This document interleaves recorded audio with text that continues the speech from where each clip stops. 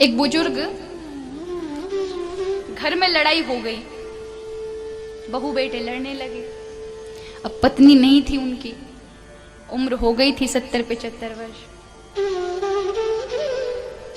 तो एक दिन देवी जितनी चढ़ाई मार महाराज महाकाली उन पर, अब अपने पति पर नाराज हुई। बहुत दिन हो गए देखते देखते मुझ पर सेवा नहीं होती, एक काम करो, यहाँ बहुत अच्छा वृद्धाश्रम खुला है, 20-25 हजार जो रुपए जाएंगे जाएं, इनको वहां भेज दो, कम से कम अपने वृद्धों के साथ बैठकर बातचीत करेंगे, यहाँ हमें परेशान नहीं होना पड़ेगा। अब लड़के ने भी कहा ठीक है। वो कोई बहुत पुराने एक वृद्धाश्रम था शहर का, नामचीन, वहां गए। अच्छी अच्छी संस्था थी जहां अनाथ बच्चों का भी अच्छा खुला हुआ था, वृद्धों का भी था।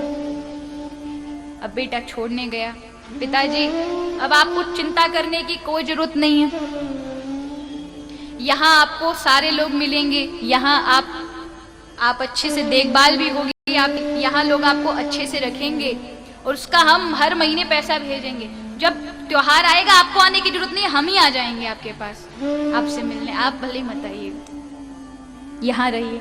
पिता ने भी कहा ठीक है, तुम्हारी इच्छा है तो तुम खुश रहो। पिता आ गया।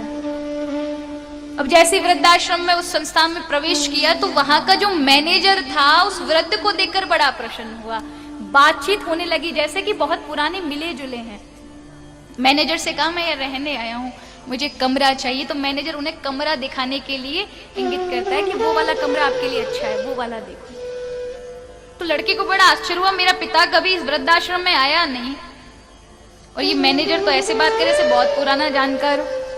आज लड़के ने जाकर पूछा, मैनेजर साहब आप मेरे पिता को जानते?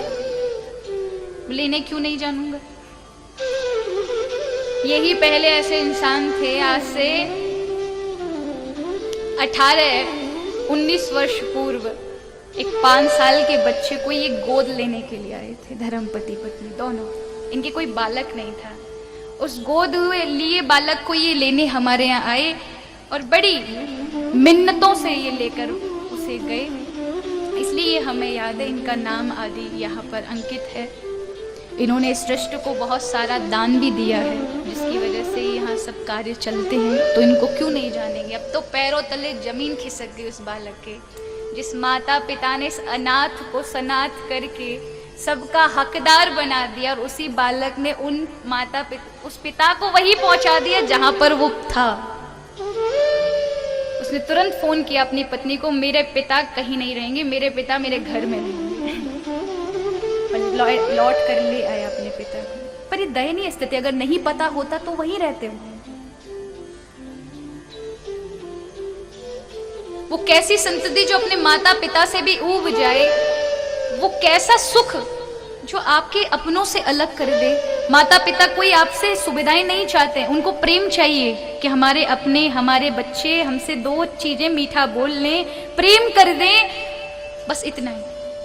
उन्हें ना आपकी सुख सुविधाएं चाहिए ना और कुछ चाहिए। लेकिन जो अपने वृद्धों की कदर नहीं करता, वो ना तो कभी सामाजिक हो सकता है, ना कभी भक्त हो सकता है और ना वो कभी इंसान हो सकता है। इसलिए अपने बुजुर्गों का हमेशा ख्याल रखें। केवल बोलने से नहीं होगा। कुछ लोग होते हैं, हम तो अपने माता पिता को ही भगवान मानते हैं, सत्संग मानते हैं, सब वही हैं। ऐसे बोलने वाला